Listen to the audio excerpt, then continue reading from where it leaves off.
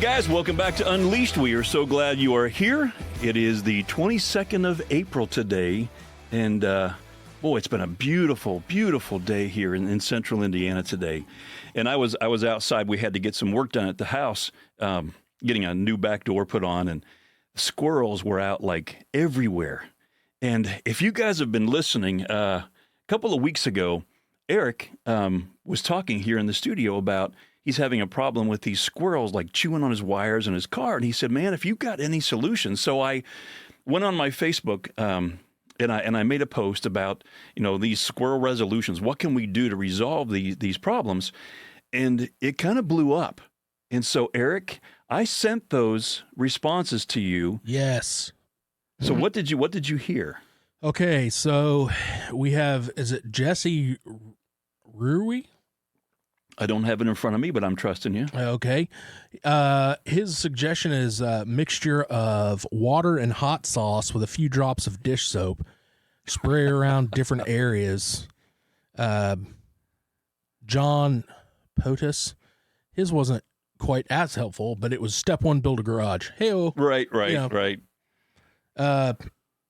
Trevor Bowen, live traps. Trevor Bowen, yep. He's from up in Wisconsin. He probably knows then. Yeah, he probably would. Live traps and lots of peanut butter. That'll get my dog. Oh yeah. We caught the dog again. Chad Bloss, live trap, relocate to the neighbor's place. I do like that. Yeah. I've got a couple neighbors that I think I wouldn't mind taking some of those over to them. Yeah, and I've got a prime suspect. I saw this extra chubby squirrel standing in the driveway right where the car parks, and so I'm on to him. Let's see. Alan Mills, stick some wires they can chew on a box near where the truck is parked outside. What if you connect like a battery up to it or something? Now you're on to something. I kind of thought that's where he was going with this one. It's hard to know what to do without hurting the squirrel, because I think most of us, like some of you maybe are so annoyed, you're like, I'm done with these things. But what else? I mean, there was some more. This is the third time, though, that they've attacked this car. I had one guy come on and say they've cost him like $5,000. Yeah. In damage. Well, yeah, I've not gone that well. If I let Volkswagen fix it, I'd be $5,000. Maybe he had a Ferrari or something. Yeah, well, luckily, man, just some of the shops that do electrical, they're able to go in and repair the harnesses. But Corey Rosecamp pepper spray. That might could work. Kind of get them fired up. That could work. Yeah, here it is. Tom Tufts. He had $5,000. Yeah, that was who it was. Yeah, Tom and I went to college together at Anderson University. Hey, we even got a lady, Susan Schroeder. That would be one of my cousins. Okay. Yes. She sent us a link to Amazon for a botanical rodent repellent. Right, without harming the squirrels. I think I saw that. Yeah, I wonder if that stuff... I wonder if that stuff actually works. There's a part of me that just wants to get my old Crosman pellet gun out. I hate doing that, but it's like when they're causing a lot of damage to your property, because I've got them in a soffit right now underneath my gutters up on the second floor. And, if they're in there, having babies and stuff and they're tearing them apart, ugh. Yeah.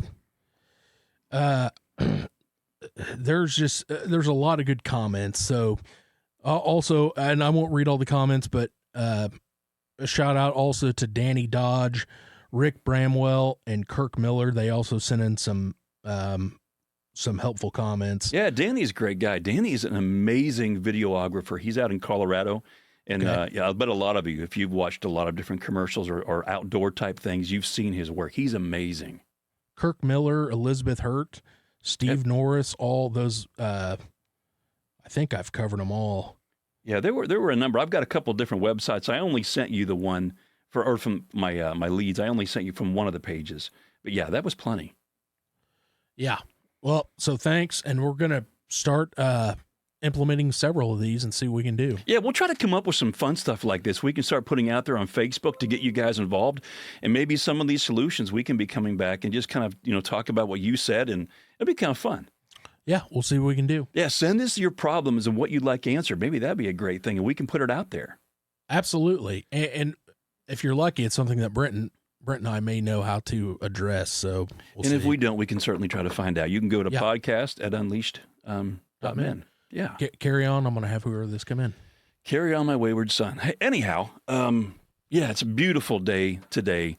And this past weekend, I was in Muncie, Indiana, speaking on Saturday for a men's leadership conference, and it was awesome. I had to get up pretty early to get there, but man, it was only 30 minutes away. I didn't have to worry about driving 5, 6, 8. I've got an event coming up in Des Moines, Iowa, here in a couple of weeks, and it's 500 and some miles each way. So those become long trips. But man, this one was close, and it's nice being local because you get to kind of touch base and work with these guys basically from your own community. I mean, whether it be here in Anderson or up in Muncie or some of these surrounding areas.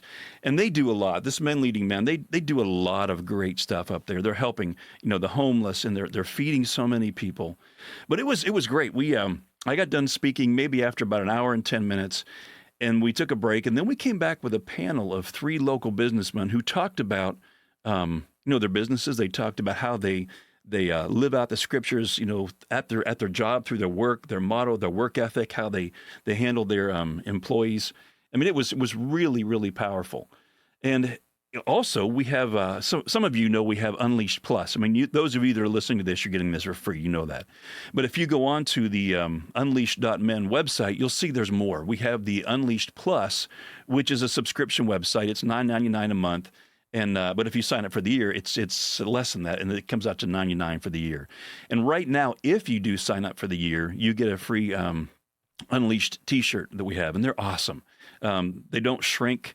It's got the logo on the back of our podcast. On the front, it says, when you sit with warriors, the conversation is different, and it's a great conversation starter. But anyhow, it was an awesome event. We had a couple guys want more, and they signed up for that because there's a lot on that with the Unleashed Plus. You get free audiobook, you get prize giveaways, just a lot of different things. So anyhow, we were talking about the squirrels and the damage that they can do. But, how do we stop damage being done to the things that we love and value more than like our cars and stuff? And then how do we fix it? I'm talking relationally now. So let's kind of set the stage for today. We're gonna leave Indiana in this podcast. We're gonna go to my favorite place in the world, which is Alaska. And I was up there fishing in about 2008, and it was on Skilak Lake, which is only like it's real close to the Kenai, or it's down there, and it's right along the river. And as Wade and I were out there fishing, we were in the Zodiac. We had that inflatable boat, and we had gone a few miles down the lake, and we're actually where the water is coming in. And we're out there fishing, and this DNR officer, they come up in their boat, and they pull up alongside our Zodiac, and they said, "Hey, there's been a boat that's capsized about 2 miles upriver here. So we need you to kind of keep an eye out, since you're here, that there is a man missing, and there's a really good possibility he's probably going to end up somewhere here in the lake. They haven't been able to find him so far." And they'd assumed this guy had drowned. He wasn't wearing a life jacket.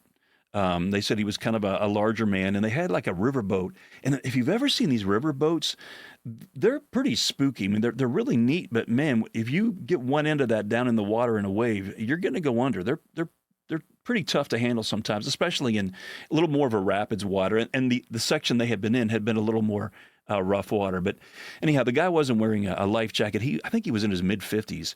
But it's an eerie feeling when you're looking down into the water and you're fishing and you're scared that you might end up seeing a face looking back up at you. I mean, it was kind of freaky, honestly, because you're following your lure back in as you're reeling it in, and you're just kind of hoping that you don't snag something you don't want to get a hold of. But it kind of reminds me, when I was 16, I don't know how many of you ever saw the movie Jaws, but I saw it when I was 16 years old. And there's a scene in the movie where I think his name was Hooper. He was that little biologist, and he's diving on a partly submerged ship that there was somebody missing, and they went out, and the thing is like half underwater. And he puts on his diving gear, and as he looks into this hole, into the bottom of the hull, everybody in the theater is just watching.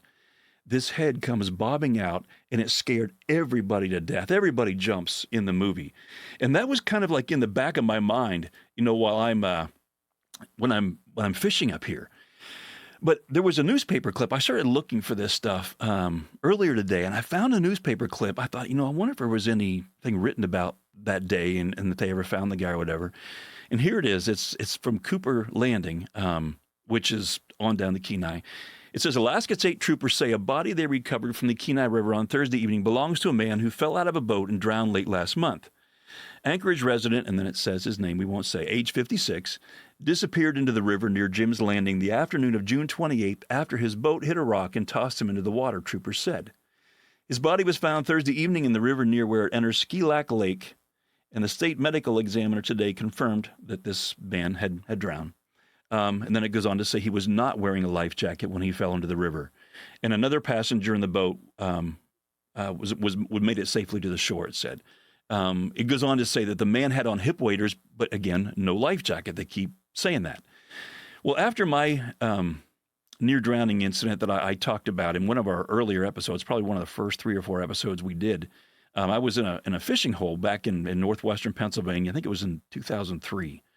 It was the hip waders that I had on when I got sucked into this whirlpool thing that just about killed me. I mean, it's kind of what, when I fell in, what pulled me under and kind of was keeping me down there. And honestly, it was only the grace of God that I was able to get out of that hole.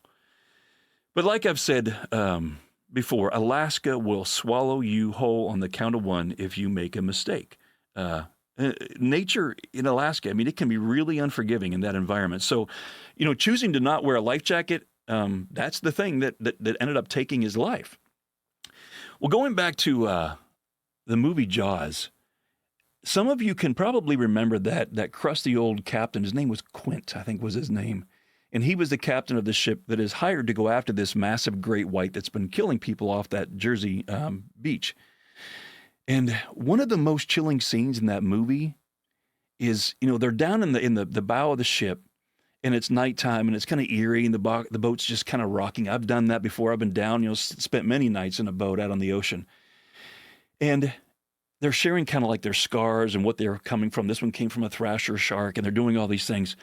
But finally, Quint shares this story with his men that he was on the USS Indianapolis in World War II that was sunk in the Pacific after they had delivered the bomb in Hiroshima. And he recalls in that story how he and his men, they were all wearing life jackets, but the problem was, it kept them bobbing up and down in the water, but they became bait for these tiger sharks. And he tells Hooper and Chief Brody, who was the police chief at that time, they're all in this boat together. He says, I'll never put on a life jacket again. And he even goes into detail of what he witnessed, which was crazy. He's talking about how these sharks will come at you with these, he says, lifeless eyes, black eyes, like a doll's eyes.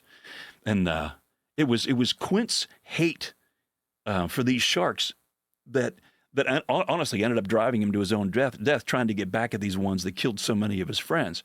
And one of the last lines in this speech, he says, 1,100 men went into the water. 316 men came out. The sharks took the rest, June 29th, 1945. Anyway, we delivered the bomb. Kind of how he said it. And when the ship starts to sink after being rammed by this, the music gets going and the ship gets hit, and first they don't realize what it is, and now they know it's back, and they go to the top of the ship, and it's starting to sink. And Quint passes a life jacket to both Hooper and Brody, but he refuses to put one on because, like I just said, he doesn't trust him. He's seen what happened to his buddies.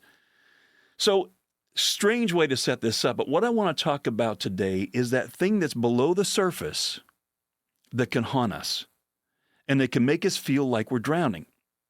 And what that is it's not being able to trust. A few days ago, it was Friday, I think it was this past Friday. My wife, Stacy, had made a post on social media about this current trial that we all have been watching on television with former President Trump. And all she was doing, she says, I was trying to understand how it could be a fair trial since everybody in the world knows who he is. Love him or hate him, everybody knows who he is.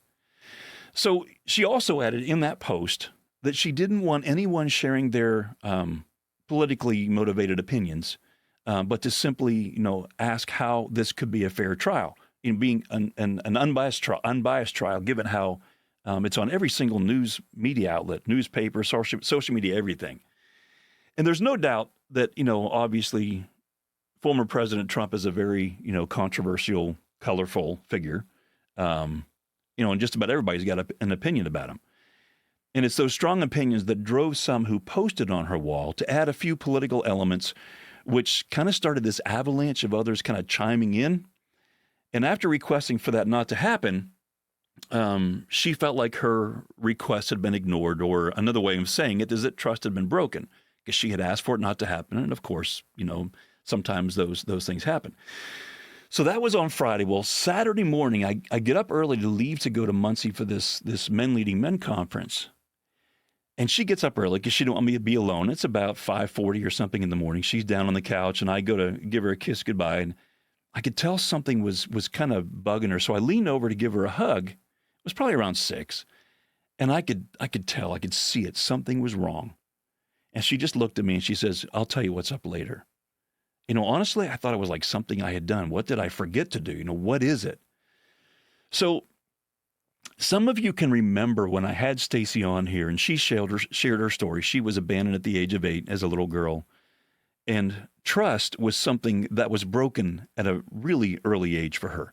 Not just from her mother, who was dealing with her own stuff at the time, but from men throughout her teen years and even into adulthood. Her boundaries weren't respected.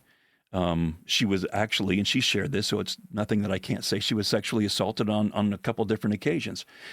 And even one time, it was a police officer who had tried taking advantage of her. But of course, it was his word against hers. And so, again, she felt like her opinion or what the truth was really didn't matter. So I get about halfway to the event, and I'm speaking to her over the phone. And she finally let me in on what was going on. And she had shared with me about her post and how she had asked it not to become political and how it ended up kind of going that direction, went south. And she says to me in tears, "Why would they do that after I specifically asked for it not to turn political because we have enough division in this country?" And I know many people out there probably wouldn't have been as sensitive as she is to what happened on her post, but they also haven't walked in her shoes. They don't know her story. They don't know what she has been through. And she needed to know that her request was being respected and that others could be trusted with her heart.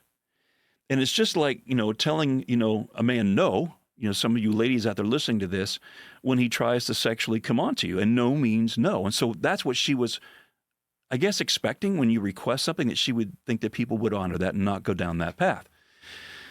But there's a number of ways in which Stacy has asked me to step up for her in difficult situations when she feels like she needs to be heard, or maybe she's afraid, or that her opinion matters. But she didn't ask me to do anything. And she just didn't want anything in the comments in the post to continue. It was enough. She didn't even want to look at it again. She interacted for a while, and then she just felt like this is kind of a waste of my time because I requested for it not to happen, and now I'm kind of involved in it. She just wanted it to go away. But after having held Stacy a lot of different times when she's had these memories from her past, or maybe she felt betrayed by others or wasn't safe, I didn't even ask if I could respond on her post. I just did it. I started out, I was upset. I was kind of bewildered a little bit, and I reread some of these to go, what were they really saying here? Was she seeing it the way they meant it or whatever? And at this point, it really didn't matter because she had spelled it out. I just don't want it to go down that path. And so I posted this. I said, we tend to listen to respond rather than listen to understand. And that makes me sad and creates an environment that is not safe to ask our questions. And then I said, we can do better. Because I've made those mistakes. I mean, sometimes I might say something that, they weren't really asking for, but I was upset about something, who knows? But that means I'm not listening well to the other person when I have to take over and go autobiographical with what I think, what I see, whatever. And I know, again, we all make mistakes, all of us. We all put out more information that was asked for, and maybe it's because we're passionate about something. But rather than blaming or defending our choices, we can use these experiences to grow and to get better, all of us. We can offer others grace. And honestly, grace is an amazing teacher. But why do so many of us, Christians and non-Christians, there was one person that posted on there, this is why I don't like Christians and all this stuff. And I'm like, wow, we got to find an excuse to say why we're not a Christian or whatever. But they said, listen, I said, why do so many people get upset is what I was saying. They listen to respond rather than listen to truly understand. Maybe it's because, in the past we've shared a hurt with someone only to have what we were trying to process just get stepped on, it gets walked on top of. And it becomes about how the other person sees it rather than being able to process our own pain. That is a trust killer. And I know because I've done it to others on other occasions myself. And it takes time to rebuild trust after that because you've just walked on top of what they were really feeling and needed to process. I think it was about 2 weeks ago, Stacy was sharing with me something that she was upset with me about, something new. And sorry, I didn't mean that to sound trite. I mean, I'm always messing something up. But it was all I could do to not kind of talk over her because I didn't see the situation the way that she saw it. And I started to blame and I started to defend. And I could see it in her eyes that she was starting to shut down. And she finally just caved and said, you know what, never mind. And I realized in that moment that this conversation, it wasn't a win-win, which is really what you want. It had become a win-lose. And when that happens, it's not even really a win-lose. It's a lose-lose because it's going to take time to rebuild trust that creates that safe environment for both parties to be heard. I think, Eric, can you remember, I don't remember how long ago it was, did I talk about something on here called Guide, the thing that I had created about disarming conversations, like G stands for Get Some Truth? And doesn't sound familiar. Yeah, I mean, let me just kind of throw this out at you real quick on here. When we are trying to disarm, a difficult conversation like that, I had created something called Guide. It's just an acronym, GUIDE, and G stands for Get Some Truth. In other words, when you're in that conversation like I was with my wife, don't take over the conversations, get some truth. What is it that she's seeing here that she's upset about? Now, 100% of it could be true on her part. Maybe only 10% of it's true, but that 10% is very, very real to her. But we start off with getting some truth from the other person. And the U of Guide stands for understand before being understood. And that, again, is we have to get rid of our own agenda and we have to repeat and rephrase what that person has said because we're really trying to understand them.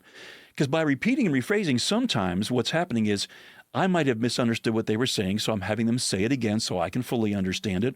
Or maybe sometimes they've said something in a way that they didn't realize came across in a way that was confusing. So again, U stands for understand before being understood. I stands for inquire, ask questions, okay?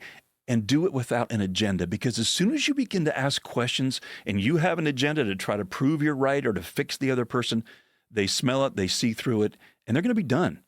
And that conversation is going to go downhill fast. So it's really important to ask questions. Stay curious. There's a good way to say it. When you're inquiring, stay curious. What would you want someone to ask you to get to the truth so they could really see it? And then once you've done those first three things, you get some truth, you understand before being understood, and you inquire. The next thing, D of Guide, stands for discuss my feelings.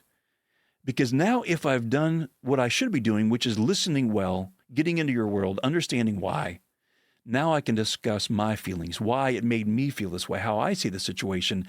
And they're going to be much more prone to listen to you because you listened well to them. And then finally, E of Guide is encouragement. Bring some encouragement in the conversation. Things like, babe, I'm so glad that you shared how you really felt about that because I needed to know. I never really did know. And now that's built so much trust between us because I feel like you were being so honest and you let me be honest that we really can have that relationship we really dreamed of here. So again, GUIDE, it's just one thing that kind of helps disarm conversations and build trust. So the next day after that conversation I was telling you about that we had, she got home and I wanted to revisit the situation. And before she came home from work, I spent some time in prayer asking God, to give me a teachable spirit, to not blame and defend, to be a better listener, even if I didn't agree. And since that day, I have been working hard on just not wanting to be a better listener, but I decided I wanted to ask her more questions than I have in the past about, what she's been doing lately or how she's been feeling, and questions that I want to know more about me that I can do better before she has to bring it to me, kind of a preemptive strike in a way, but in a good way, I'm saying. So I went and I downloaded a whole bunch of questions. It was like 200 questions I found on the internet to better know your wife or your girlfriend or whatever. And when she got home, I got her the coffee. We sat down, and I said, "Would it be okay if I just started asking you some questions? Because I really want to know you better." I mean, she just kind of looked at me. She was like, "Yeah, is there a catch to this?" I'm like, "No, I know my role as a husband is to make it a safe environment, and sometimes I fail at that because I really do. Sometimes I just listen to want to fix, and I really want to know you because if I know you before I do some of these things, I'll know what you like, what you want, what's going to help you." And I want to do those things. And I hope she could kind of sense my heart. But, the truth is you can't love someone if you don't trust them. And if I wasn't building trust with my wife, it would be very difficult for her to be able to offer that love outwardly because walls go up. We're afraid we didn't make it safe. And so, God wants our love, right? But where does God see our love for him the most? It's not in just doing good works. It's when we trust him. Does God want us to please him? Well, he's pleased when we trust him. And when we break trust, it's like making a withdrawal from a bank. So, we've taken money out, and now the account has less in there than when you're really needing it. But in order to bring that account back to where it needs to be, we have to make a deposit. I mean, this is 101 stuff. The greater the withdrawal, the greater the deposit needed to restore the account. So in that moment, when I made that response on her post, in my head, it was stepping up to try to protect her heart because I know her heart. Others might not have even known that they had hurt her, but I did because I've taken the time to know her, even in her darkest places, and I wanted her to feel safe. A few days before all this stuff happened, I had begun to kind of work on being a little better and loving her in ways that maybe she wouldn't see. And so I had ordered her some of these pink roses to be delivered at her desk at the hospital where she works. And it wasn't for a special occasion, and it wasn't because I was in the doghouse. It was simply because I know roses move her heart. I mean, roses kind of scream, I see you, you're worth it.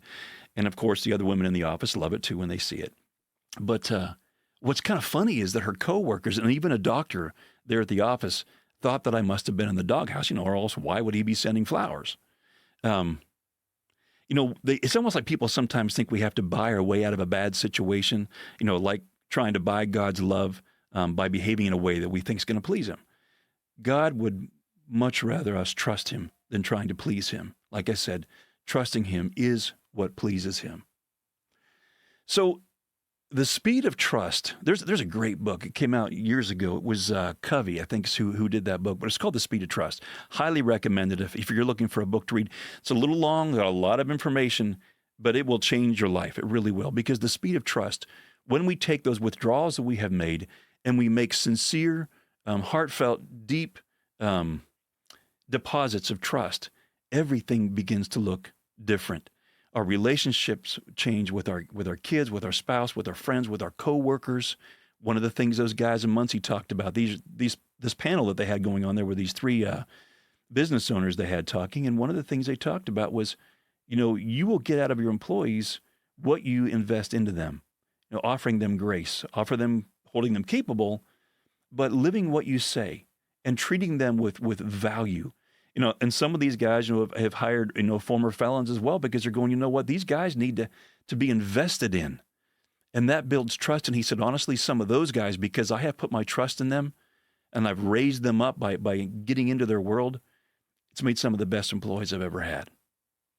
But the speed of trust can be amazing. When we get our own need to be right out of the way, our need to be like, smarter. I got to be smarter than you. I got to be bigger than you. I got to be louder than you. And we see that a lot. If I'm not smarter, I'll be louder, right? Or I'll be meaner. If I can be mean, I can shut you down. We see that on social media all the time. We see it on news channels. If I can just be meaner, and then some people will go the opposite way. They'll be nice bullies. They'll be so kind that how could you ever say anything against that person, right? But we're called to serve the person, right where they are, flaws and all. And building trust is one of the most important things that we can do in life. So let me just kind of, wrap this up today. I want to kind of finish with this. If you're one who struggles with trusting others and they have Christ in them, we have to learn to trust the Holy Spirit is working on them to be trust builders as we become trust givers. It's time to go and make really good trust deposits, with our wives, with our children, with those around us, because they are so worth it. We'll see you next time.